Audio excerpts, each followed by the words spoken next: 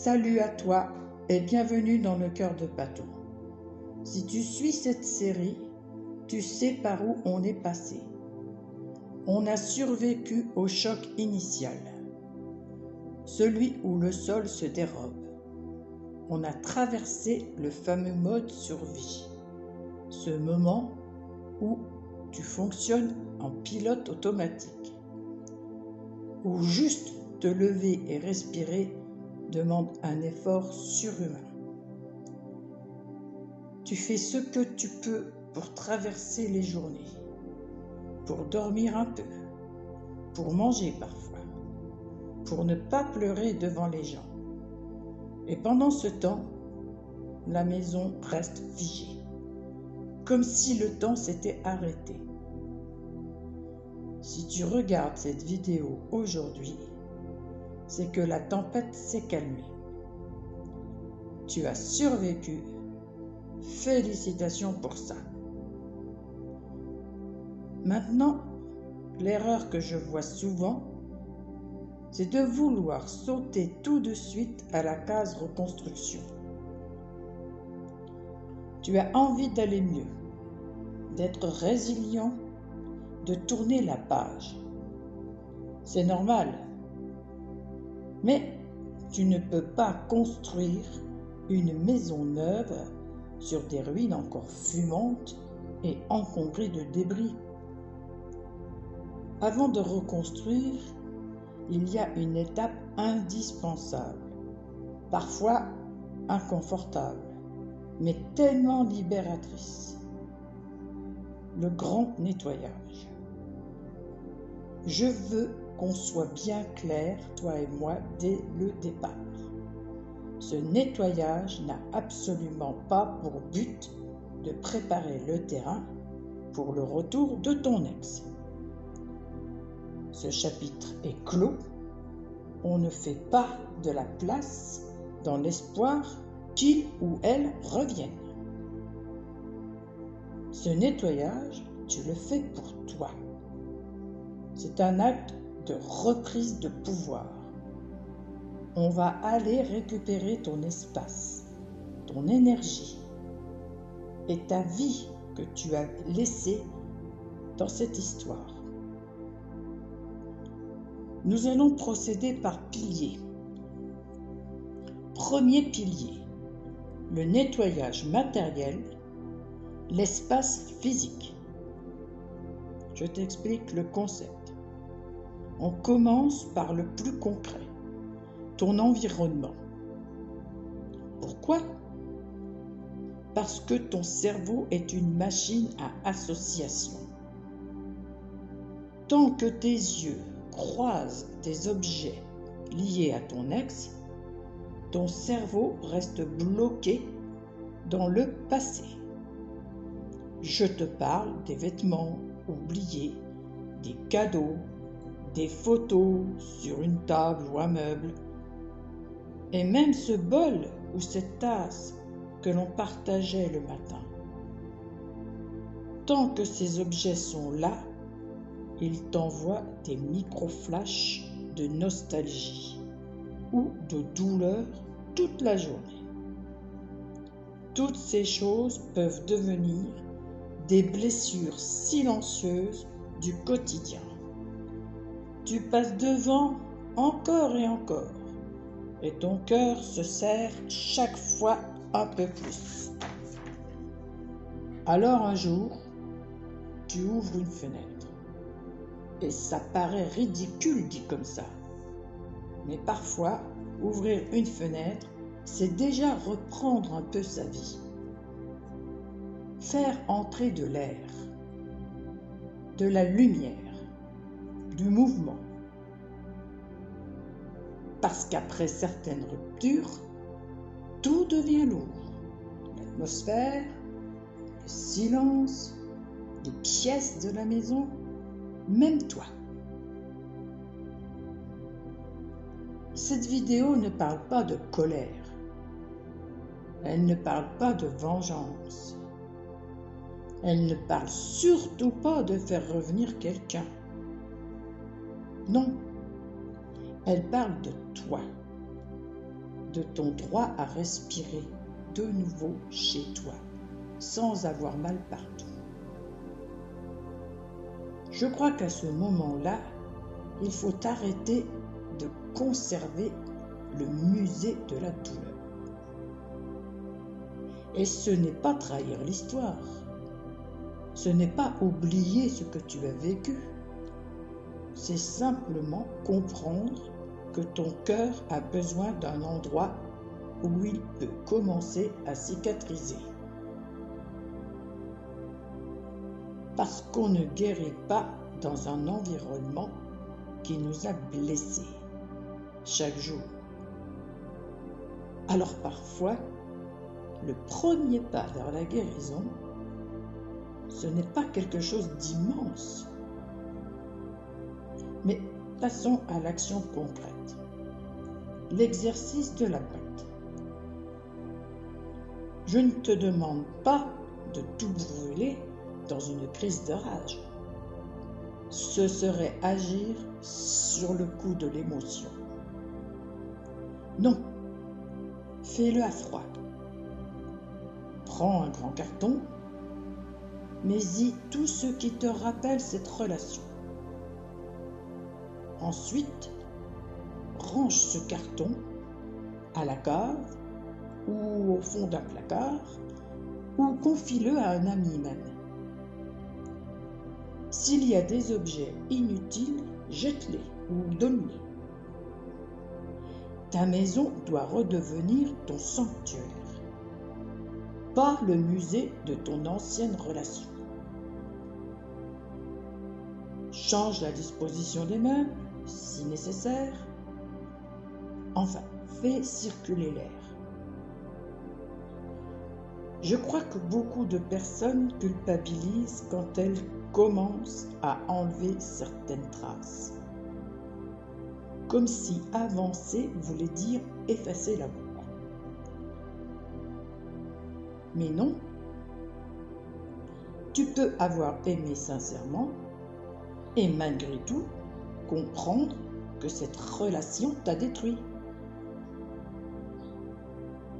Tu peux avoir donné le meilleur de toi-même et décider quand même de ne plus vivre dans le souvenir permanent de quelqu'un qui t'a abandonné dans la souffrance.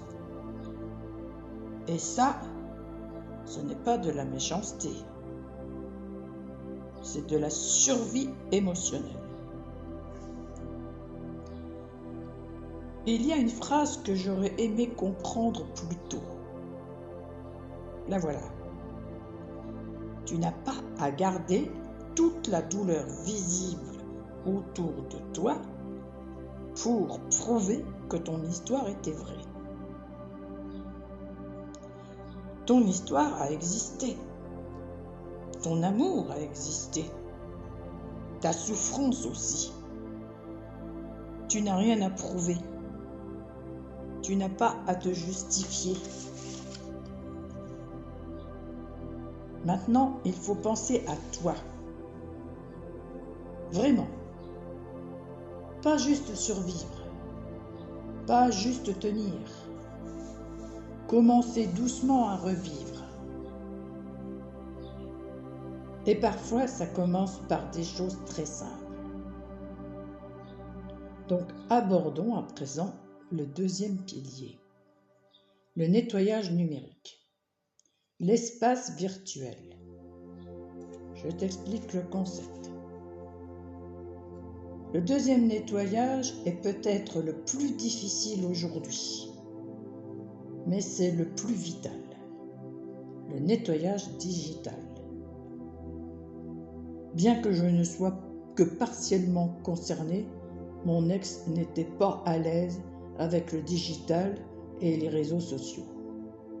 Mais pour toi peut-être, celui-ci est très important. Car en mode survie, on a tous ce réflexe addictif d'aller voir si l'autre est connecté. Regarder ses stories. Vérifier s'il a liké quelque chose. Relire les anciens messages pour essayer de comprendre. Dis-moi la vérité en face. Est-ce que ça t'a déjà fait du bien, ne serait-ce qu'une seule fois de faire ça? Jamais. À chaque fois que tu vas stalker, tu retrouves la cicatrice. Tu t'empêches de cicatriser. Tu t'infliges une dose de poison volontaire. Tu ne peux pas guérir d'une blessure si tu grattes la croûte toutes les 5 minutes. Passons à l'action concrète. Le nettoyage numérique, c'est bloquer, restreindre ou archiver. Supprime l'historique des conversations. Si tu n'es pas prête à supprimer les photos sur ton téléphone, transfère-les sur une clé USB que tu ranges dans le carton et efface toutes ces photos de ta galerie, toutes ces photos quotidiennes. Nettoie tes réseaux sociaux. Ce n'est pas de la gaminerie ou de la haine, c'est de l'autopréservation. Tu protèges ton attention. À présent, passons au 3e pilier, le nettoyage émotionnel et mental. L'espace intérieur, voici le concept. Maintenant que l'extérieur est propre, on passe au plus profond, ton espace intérieur. Pendant une rupture, on accumule une charge mentale et émotionnelle énorme. Le nettoyage émotionnel, c'est trier ce qui t'appartient de ce qui appartient à l'autre. Premièrement, il faut liquider la culpabilité et les regrets. Arrête les « et si j'avais fait ça »,« et si j'avais dit ça »,« et si ». Le passé est figé. Tu ne peux pas le réécrire. Nettoie ces scénarios imaginaires qui tournent en boucle dans ta tête. Pardonne-toi tes erreurs. Tu as fait du mieux que tu as pu avec ce que tu savais à ce moment-là. Deuxièmement, il faut nettoyer l'attente des excuses. C'est le point le plus important. Laisse tomber l'attente d'une explication ou d'excuses de la part de ton ex.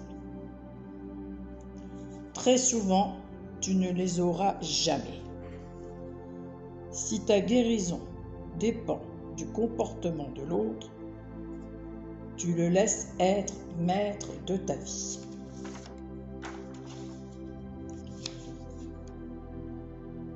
Décide aujourd'hui que tu n'as pas besoin de ces excuses pour avancer. Tu t'octroies ta propre fermeture de chapitre dans le livre de ta vie. Je pratique l'exercice de l'écriture. Moi, j'ai un carnet de vérité. Toi, tu peux prendre une feuille. Tu écris tout ce que tu as sur le cœur. Ta colère, ta tristesse, tes non-dits. Écris tout sans filtre. Et ensuite, quand tu te sens prêt, prête, brûle cette lettre ou déchire-la. Elle n'est pas destinée à être envoyée. Elle sert juste à sortir ce poison de ton corps. Certaines ruptures changent profondément une personne. Mais ça ne veut pas dire que tout est fini. Ça veut simplement dire qu'une nouvelle version de toi doit maintenant apprendre à vivre autrement. Et peut-être se choisir enfin. Je sais que pour certaines personnes, tout ça est encore impossible aujourd'hui. Mais ce n'est pas grave. Chacun avance à son rythme. Parfois, il faut beaucoup de temps avant de réussir à toucher aux souvenirs.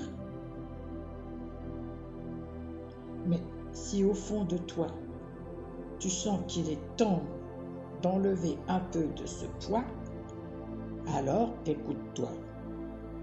Cherche le soulagement. Ce petit ménage de printemps de l'âme, je ne vais pas te mentir, il bouscule, ça remue. Mais je te promets qu'au moment où tu auras posé ce carton, nettoyé ton téléphone et vidé ton sac émotionnel, tu vas ressentir une immense bouffée d'air frais. Tu vas te réapproprier ta vie. C'est uniquement sur ce terrain propre, débarrassé des fantômes, qu'on va pouvoir construire du solide. Dans la prochaine vidéo, on va enfin attaquer la reconstruction et la résilience. On va parler de tes projets, de ta nouvelle identité et de comment briller encore plus fort qu'avant. Tu as le droit de te reconstruire tranquillement, paisiblement. Tu as le droit de reconstruire un endroit où ton cœur peut enfin respirer sans souffrir à chaque instant. Alors dis-moi en commentaire, en toute honnêteté, par quel nettoyage as-tu le plus de mal à commencer aujourd'hui? Le matériel, le numérique ou l'émotionnel? On en discute juste en dessous. Prends soin de toi, respecte ton rythme et on se retrouve très vite pour reconstruire dans le cœur de Pato. Si cette vidéo t'aide à avancer, active la cloche, laisse un pouce bleu et abonne-toi pour ne pas manquer la suite et permettre à ma chaîne d'évoluer. Merci